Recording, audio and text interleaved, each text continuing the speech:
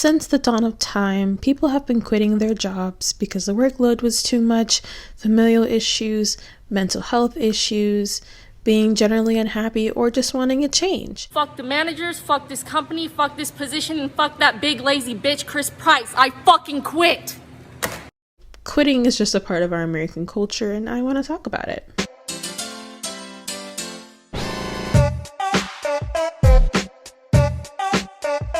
Hey guys, welcome back to my channel, and if you're new here, hi, my name is Zhariya Smith, and I typically make commentary videos just like this one. So if you happen to like that, or my gorgeous face, or the best actual lighting, subscribe down below and all of that jazz. Today's candle is pumpkin cinnamon bun.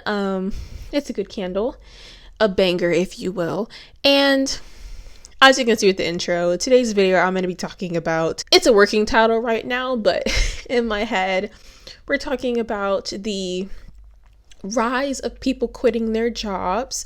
And allegedly this is Gen Z's fault, the Great Resignation, should you quit your job, and all of the things above.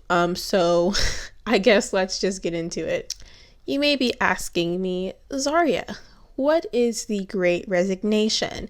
And it's a term that's been coined recently because if you haven't noticed and you haven't watched the news recently, there have been a lot of people quitting their jobs. I believe in August of 2021, it was 4.3 million people quit their jobs in August, and 4.4 people quit their jobs in September. And it appears as though this is going at a exponential point.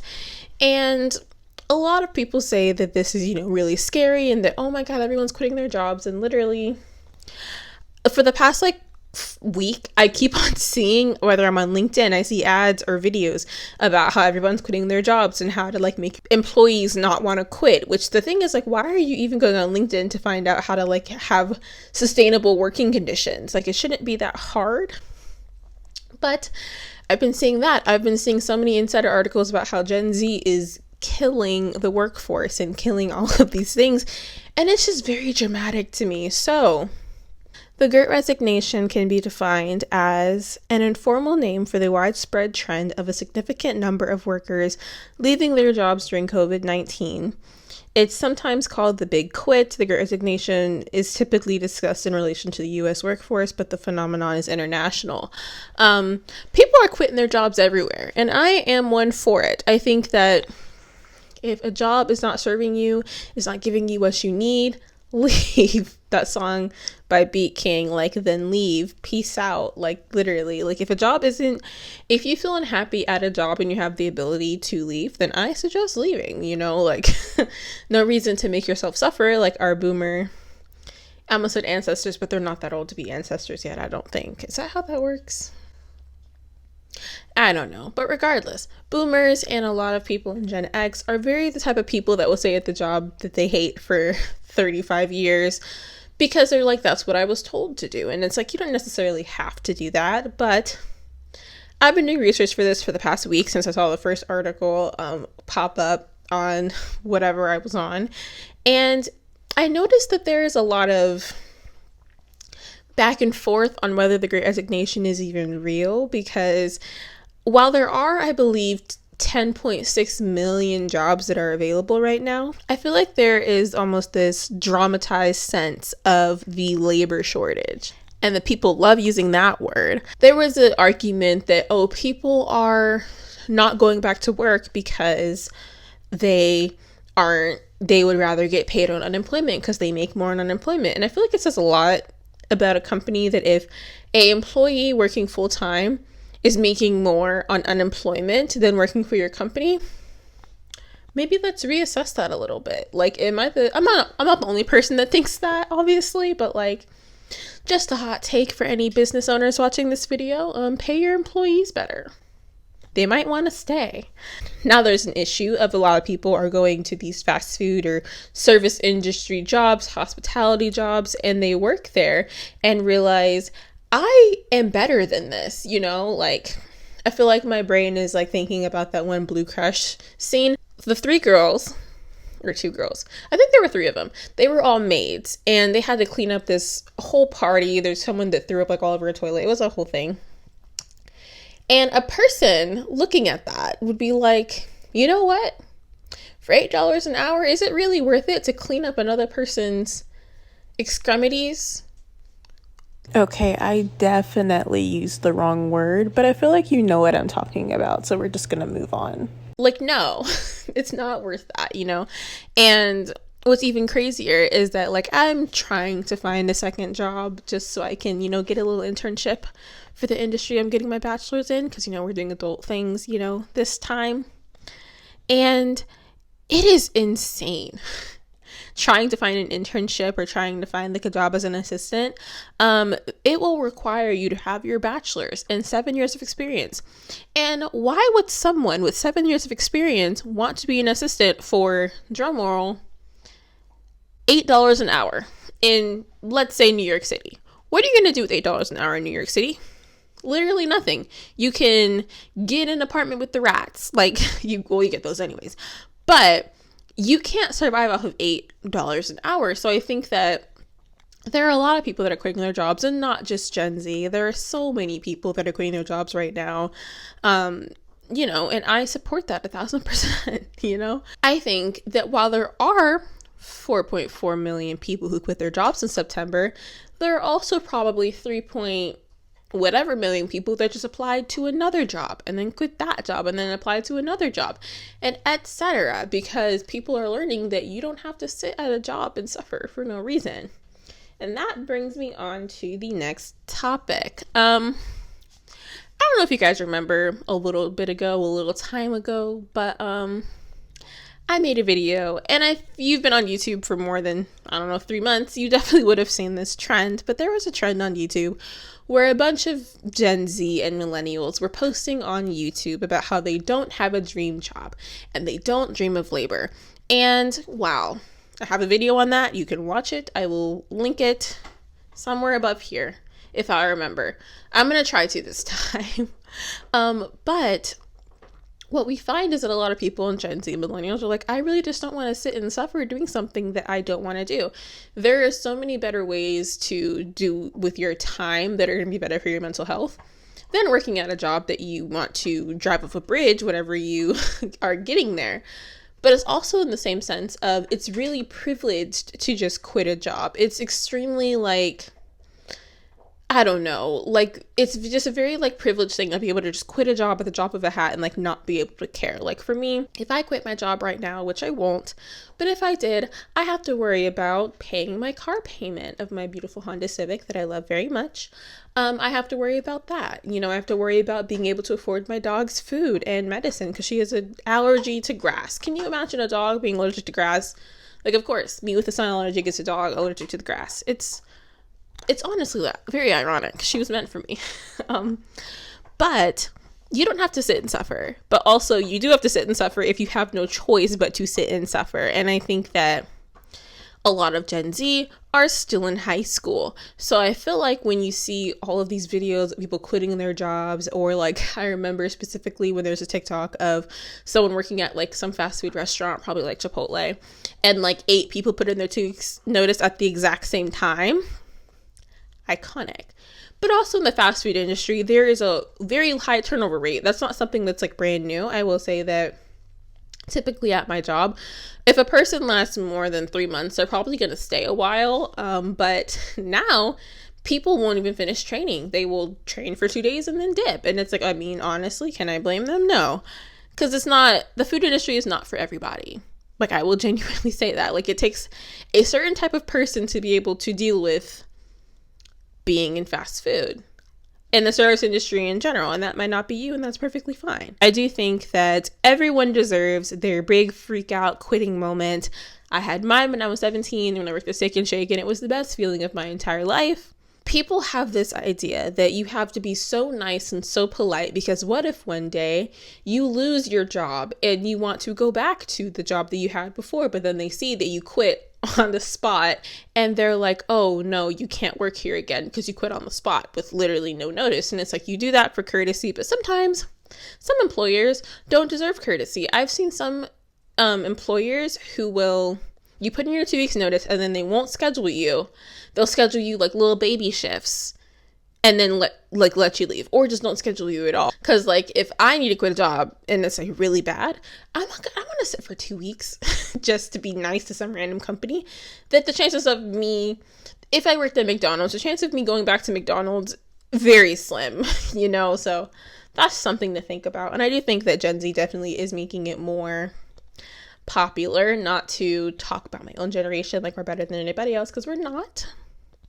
But I think that Gen Zs and millennials alike are kind of showing that you don't have to do things you don't want to. And isn't that crazy? That's a crazy concept.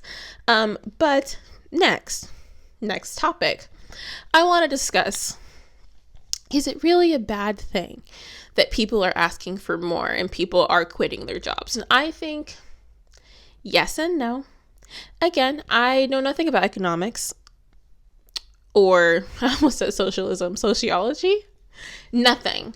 I took one sociology class and it was marriage and the family, not even in the same realm of this. But I think that by a lot of employees quitting their jobs and demanding for better rights, they can get paid more. But also, we could have a hyperinflation situation, I guess. You know, when they say you print more money, but then blah, blah, blah, which makes no sense to me. Like, why can't we just print more money and then not say anything? Like, am I the only person that thinks that? Like, just print more money. Don't tell anyone. Like, the Federal Reserve probably does a lot of things that we don't know about. So that's one thing they could do. That was a tangent. But I think that by demanding better pay, demanding better benefits and stuff like that, I think that employers are going to see more people wanting to work there. Because, for instance, Amazon pays like $22 an hour. I'd work at Amazon. However, I respect my physical health, and I could not work at Amazon because I would be on the floor day 1, quit day 2. Like, I know that about myself, so I would never subject myself to working at Amazon. But it kind of says a lot that people are willing to work at Amazon, and I'm not shading Jeff Bezos, but I will say that Amazon employees are sometimes not treated the best. And I think that it really says a lot that some people will literally work 12-hour shifts, 10-hour shifts at 18 and 19 years old just so they can afford rent. I think that's a little messed up. Don't you think? But people do it because they want money. And Amazon also has a huge turnover rate too, which still shows that you need to put a positive work environment on top of the high pay, and boom, more employees. But some people don't want to do that. And there are arguments of people saying like, oh, well, I'm a CNA and I only make $9 an hour. I don't like that someone at Chipotle is making more than me. You know whose problem that is? Not Chipotle's. The problem is whatever hospital, or I almost said nursery, nursing home. I don't know where CNAs work. Take that up with your boss. It's not World War Z, end of the world. Like, you will definitely, things will turn around. Good karma exists. You will be fine. But I think that selling yourself short and making yourself literally suffer, I won't talk a lot about my life, but I will say that I know plenty of people in my life that would work a full-time job, a part-time job, be a full-time student, and somehow find the time to sleep. I've seen people literally sacrifice 60, 70 hours a week just so they can afford to live, sit and suffer, have so many health conditions that they can't even count. And it's like, is it really worth it to suffer just for money? And I get it. Some people are conditioned differently. I'm very privileged to live with my mother. I know a lot of people don't have that opportunity. But I do think that this whole situation and this whole great resignation is actually can help a lot of people that are sitting and struggling, and being able to help people get out of poverty, like being able to tell people like, hey, you deserve more. Because if you're watching this right now, you do deserve more. Like, you deserve more. I mean, unless you're like a billionaire, then like my Cash App is still, no, I'm kidding. But like, you know what I mean, right? So lastly, I kind of just want to make a joke, I guess. Should you quit your job? Yes, quit your job right now, and leave a comment down below on what your boss says. No, I'm kidding. But you know, like there was a trend on Twitter for a while where people would send like fake texts to their boss about them quitting on the spot. And there have been people literally at my job that have quit by text or just went on their break and never came back, which iconic. I couldn't blame them. Cause you know, that's funny. I feel like everyone deserves their big quitting moment, their funny quitting moment. But I think that if a job is not serving you and you have the means to be able to quit your job, I'm not saying quit your job like all these other influencers that are like, I quit my $250,000 a year job to be an influencer. Shut up. We don't care. But I am saying that if you have the means or you have savings, which also is really like a double standard, because can poor people really afford to save? No. I don't know if I'm going to make it to 80 or whatever age. So it's like, why should I care about investing my money or whatever for future me when current me is starving with negative $10 in their bank account?